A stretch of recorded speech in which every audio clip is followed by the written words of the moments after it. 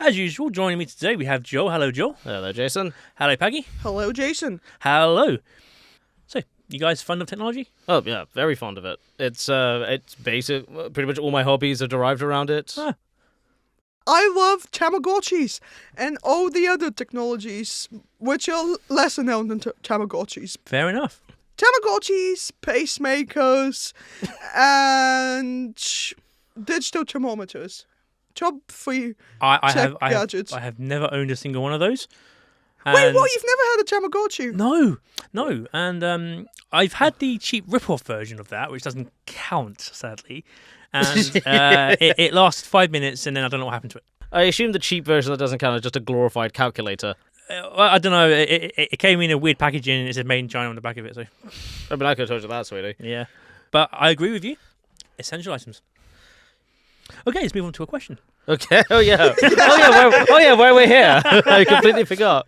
I thought I was just wearing these headphones for show. You have to design a futuristic jacket. Your jacket must be loaded with technology and must be somewhat affordable for customers to buy. However, the following rules apply. Your jacket cannot play music or have lights for display purposes. Just to clarify, lights can be included in the jacket, but you can't be for like disco lights or whatever. Your product must have a name, and the technology inside of your jacket must have a functional use. How do you make your jacket? And as usual, we'll go to Joel first. I am going to develop the cold coat, and its function is, drum roll please. Thank you. The idea of it is that it incorporates either a refrigeration or heating elements into it. So while wearing it, you're going to be either very, very warm, or you can set it to be very, very cold. Mm-hmm. Now, of course, at default temperature, that would be awful, but when you're in the extreme other end, it then recalibrates to everything being nice. So when it's, flipping freezing, congratulations, you set it to warm mode, you go, oh my word, room temperature. And the other way around. Fair enough. And just remind me of your project name again. Oh, I hate you so much. The cold coal coat. The cold coat. Yeah, the coal. Coal as in the thing. Yeah. With a slash. What do you think, Paggy? What's your favorite material that you're gonna have in the jacket? Oh, I didn't even think of that. It's gonna have to be something that doesn't catch fire. So I assume like some sort of polyester. I think that's non-flammable. Well, it is. That catches fire, I think. I mean, to be fair, I think everything, if you try hard enough, will catch fire. But I don't think polyester does it? Yeah, I think it does, because famously, Halloween costumes, there's always a fire department who shows how flammable Halloween costumes are. We will move on to Paggy. Jackets. We all know jackets are an excellent way to start a conversation. Mm-hmm. Well, this jacket will stop any conversation from happening. So every time, small talk, people are like, what's the weather like outside? Well, this jacket will have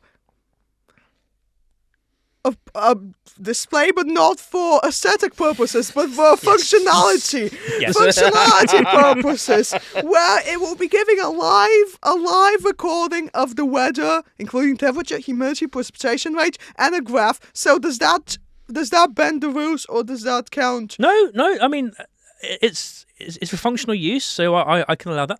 And it's fun. Can't spell functionality without fun.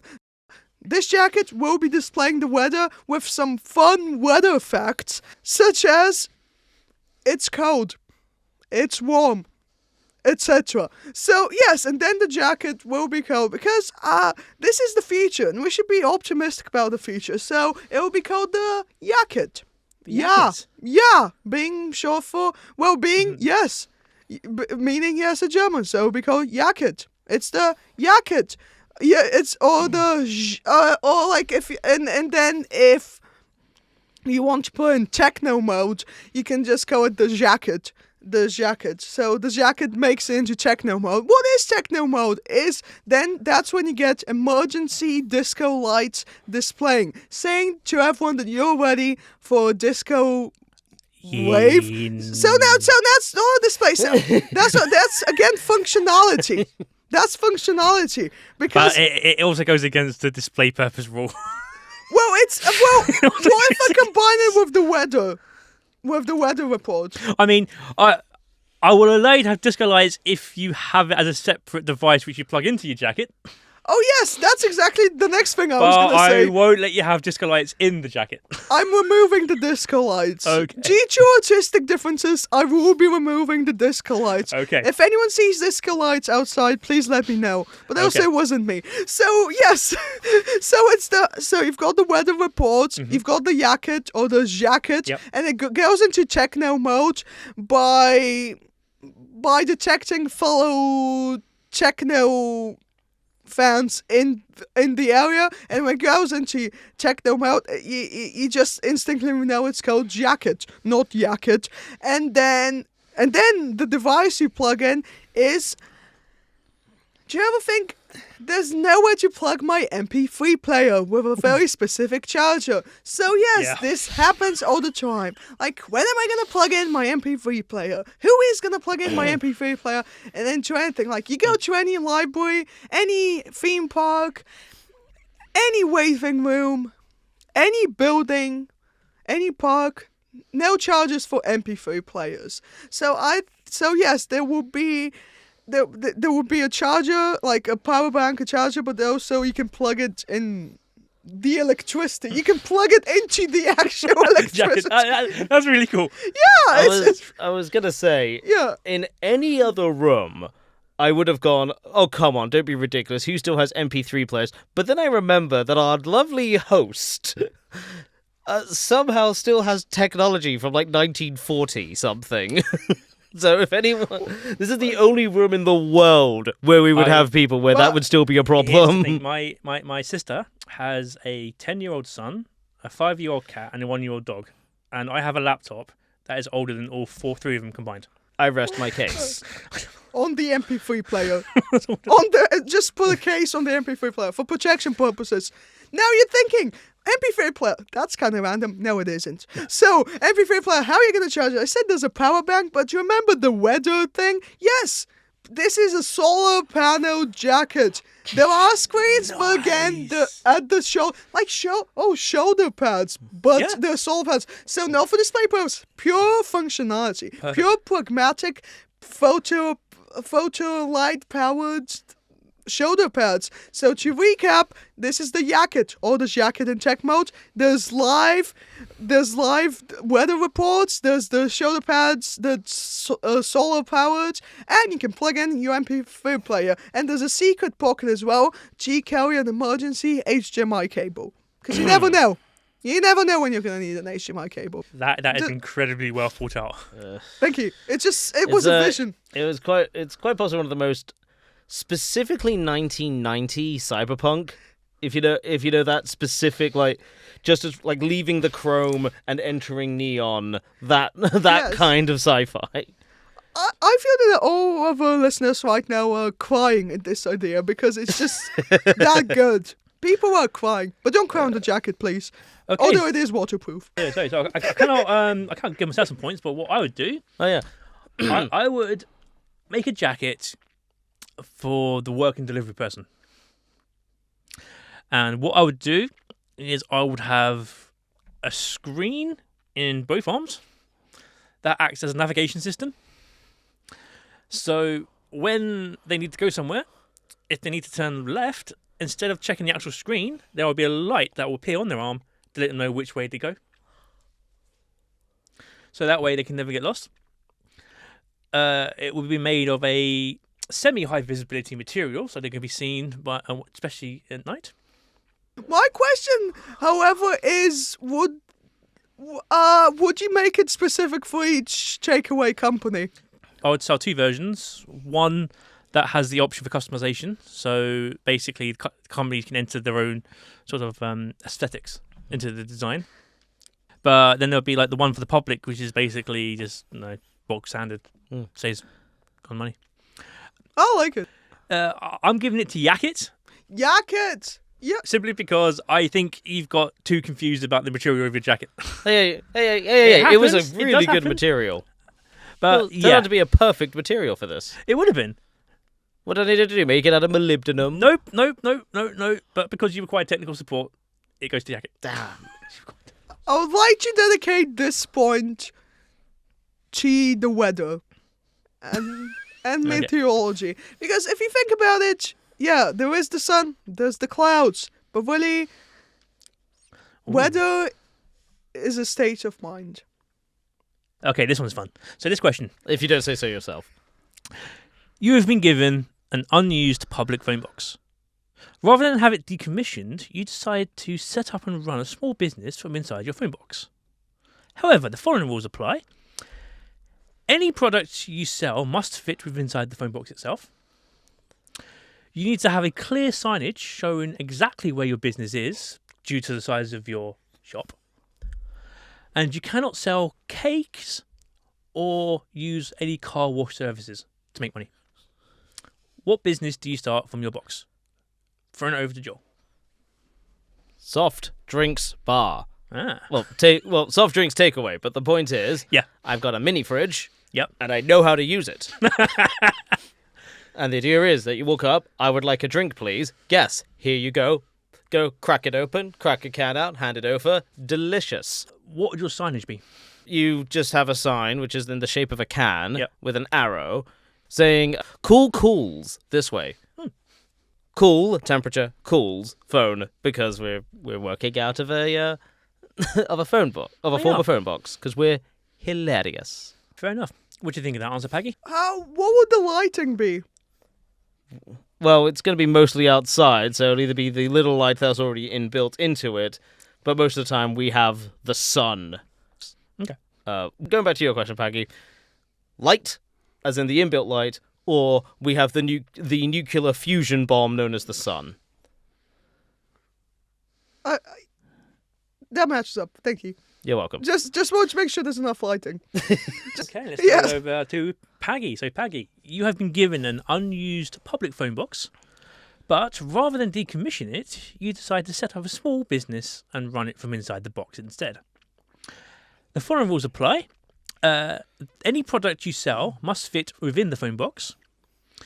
Since your phone box is small, you must have clear signage showing exactly where your business is, and you cannot sell cakes or a car wash service. What business do you run from your box? What's the deal with the car washes and the cakes? It's- That's what I'm curious when, about. when it comes to fundraising or getting money, it's the two most popular options because it's the two easiest to do. Thinking about the history of telephone boxes, many people would say they were used for phoning people, but that's a lie. That was a lie. It was actually used to phone people, but they also have that space to yourself to collect your notes, what you want to say. So I'm gonna have a typewriter. I'm gonna have a typewriter in the telephone box where people can typewrite a letter, or I think there might be some prompts as well, and then the self-service postage where they can then put it in a post box, which is conveniently attached to the outside of the telephone box. So, boom, we've got a typewriter. That's not going to generate a lot of money. So, apart from that, there's a vending machine. Similar to your idea with the soft drinks, Joe, but instead of soft drinks, it's going to have postcards, riddles, things like that, where you can ponder and appreciate the art on the cards, or you can share it with a friend. So you can just wait at the phone box until someone arrives, or you can meet someone, then they can use the typewriter as well. They can use the postcards. So this is too wholesome. I need to change it. So I must introduce a predicament. I need to introduce a predicament where this is a space also where there's a catalogue of dogs people can adopt. So, and they can use in the telephone box, there's a charger for them to charge their phone. And once their phone is charged, they can go and see which dog they can perhaps adopt. So, and then the signage, it's gonna be... Yeah, because it's a small box, so you need to figure out where your business is. So it's basically just like a directional sign. Oh, it's next to a library. It's next to a library, just to promote libraries. But also, the signage will be typewriters, dogs, and friendship. Oh, friendship in a readable font that's big enough to be seen from a distance, but also it glows in the dark. So to recap, glows in the dark, telephone boxes, stickers, typewriters, friendship, libraries. Joe, your response? Okay, I've got a couple. The first one, I want to start with this. You said it has like riddles and stuff in there. Yeah. Then I pose you this. Then let me ask you this. Ooh.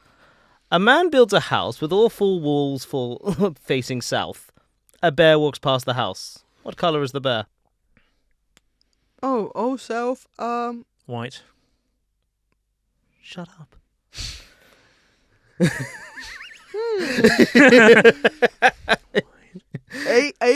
A bear. While you're pausing and pondering, while Jason is yelling the answer across the table. Jason said white, so I'm gonna go turquoise. It was white. It's a polar bear. Yeah. It's on the It's on the North Pole. It's on the North Pole. Do you know how many penguins get eaten by polar bears annually? None. Yes. So Yeah. if we're doing this now, so all right. Fine. Okay. We'll detour. I start with E. I end with E. Envelope. Yep. What happens? The first letter is E. The second letter is E, and there's a letter in me. What am I? What's your favorite letter? Ooh, that's a good question. Well, we'll think about that, Jay. Yeah. By the way, the other question I was gonna actually ask was so you've got the typewriter, an adopter pet, an adopter dog thing, a thing that contains postcards with riddles and the like. The question I need to ask is there enough space inside the teeny tiny? You also have a vending machine. Oh, and that. Oh, but it's the postcard vending machine, so that wouldn't take a lot of space. I think it could be. There is enough space, but this is where you can have a speakeasy, where you can have a basement to the telephone box, where you can have the typewriter booth, things like that. So really, why only have it on the ground floor? Why not have? Well, this is where disco can come back. It's because, well, I mean, the reason why you can't is because last time I checked, most phone booths don't have a basement. Or sell your toads. All right. So here's what I would do. You I can't exist. actually get myself some points here, but this one's actually quite clever. For the signage, I'll just buy a van. Okay. So then I'd have the van point, the arrow point at the sign. I can keep moving the van around, so it's never in the same place twice. Always catching people's attention, because if things are too stationary, people can sometimes ignore them. But the van serves a secondary purpose. Because what I'm going to sell in my box is chocolates. Uh-huh. But on a hot day, they could melt. So the van's going to have a refrigeration unit inside of it, so I can keep swapping out stock to keep the chocolate nice and cool. I feel like your business has breached.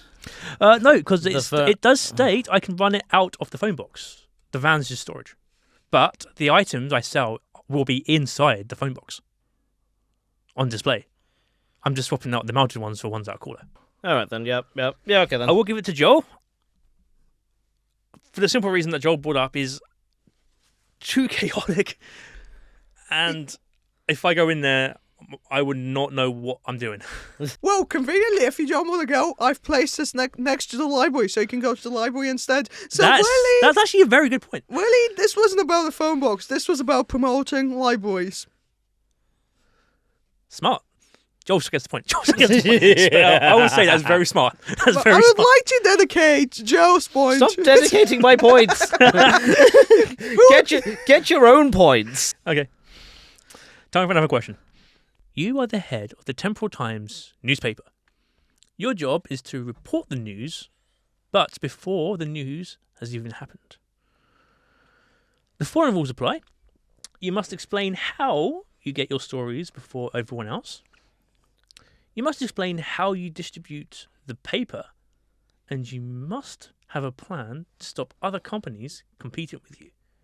How do you succeed in your job?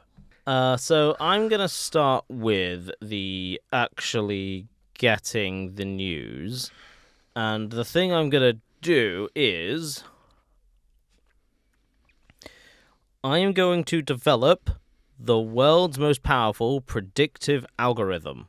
If anyone knows the computer game Watch Dogs... To be fair, I've heard of it, never played it, so I cannot confirm. The point is, I would develop a very powerful predictive algorithm that looks at things like who people are. Like, basically, the all the tech companies have are basically information brokers. Mm-hmm. Yeah, I basically get what that is, and then put that into a thing, and then use that thing to figure out what's going to happen, and then report on it. Right.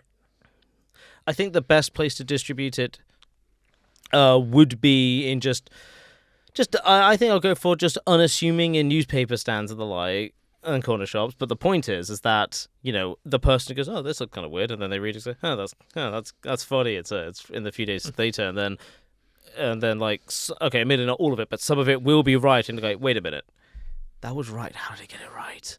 How do you stop other companies competing with your business model? Well, the predictive algorithm will also know when others are trying to get predictive algorithms, which means I can have people removed, let's say, before they have a chance. I don't necessarily need to do damage to them, but just just a little bit of blackmail can go a long way. Okay. Most famous example, the weather.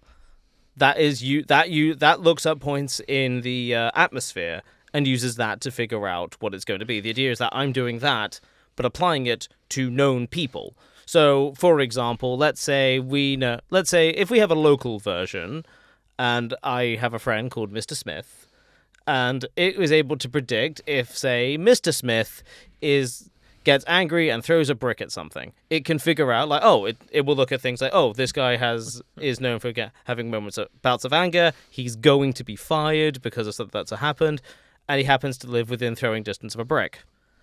It can therefore put those things together and therefore make an assumption. And the thing it'll report is, Mr. Smith, brick thrower.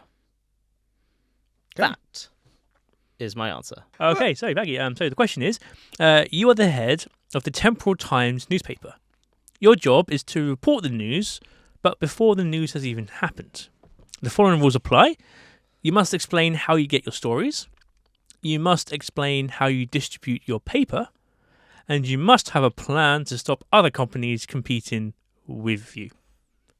How do you succeed in your job? When you said the news, you never specified what type of news. I didn't. I did, so I have found the loophole. The loophole has been detected. So, the Temporal Times, right? Yep. The Temporal Times is a newspaper which is concerned with the daily affairs of Henrietta the hamster.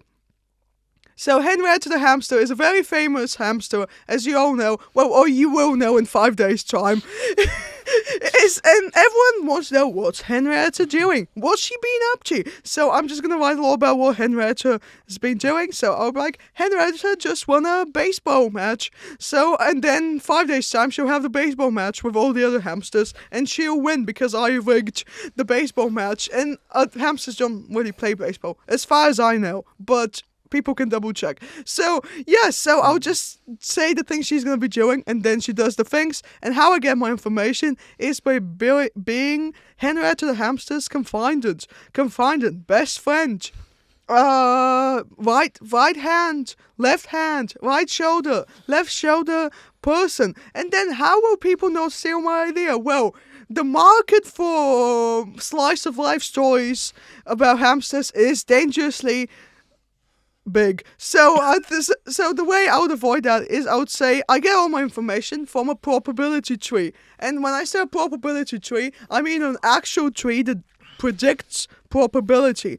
And I'm the only one to have this probability tree because I'm spending so much paper making the newspaper that there's no trees left except my private probability tree. And all the other all the other paper is used for the cage for Henrietta. Although the Henrietta cage is just decoration. She doesn't live in a cage. And then how do I distribute this?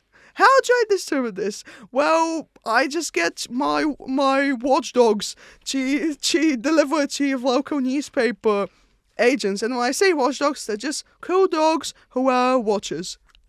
I have one question. If you don't Just mind. I one? also have a question. You know what? I have a feeling we may have the same question. Say it at the same Yeah. time. All right, I'll go first, and if it's the same, you can let me know. Okay then.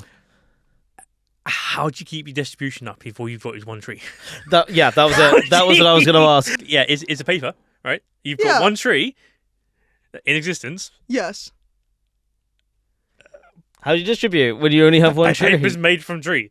Pixels. Pixels. So once I get you halfway to running out of the probability tree's resources, is I say that if people read the digital version of the newspaper, they will get an exclusive array of information about Henrietta the hamster, such as Q&As with her, shout-outs of having dedicated videos, birthday messages, things like that from Henrietta. And the way they do it is by scanning a QR code on the newspaper, and eventually it phases out from being a paper newspaper to being a digital newspaper. Smart, I like that. Okay, that answers my question. Sounds like a quitter to me. Yep. And what'd you say, Joel? Henrietta's great. Henrietta! And I think she deserves better than someone who says that that they're going to do a newspaper and then stop doing a newspaper. Well, I never stopped doing a newspaper. I'm just doing all the daily. I'm just reporting about all the highlights, all the milestones in Henrietta's life, like the baseball match, winning the mini crossword of the day, getting a new hamster ball, and turning it all into pixels. Pixels? Well, more like hamster zells. Fair enough. My answer is simple. Dual quantum computers. I have a nagging suspicion I'm the only one in this room that actually knows what those things are, but do please continue. So I'll have one in the present day, one in the future, and they're linked through a time displacement portal. So they can send information between the two. All right. So the one from the future will then send the stories that have already happened back into the past. And then I must just print them, send them out as a regular paper, and wait. All right. And the thing is, most companies won't be able to afford a quantum computer. So as long as I can maintain the computer's extremely rare and expensive price point, no one else should better compete on that point for me. There's a reason why I jumped directly to threatening people. Because if your goal is to price people out, the only people who, like, your opponents are people who will have the money to do that.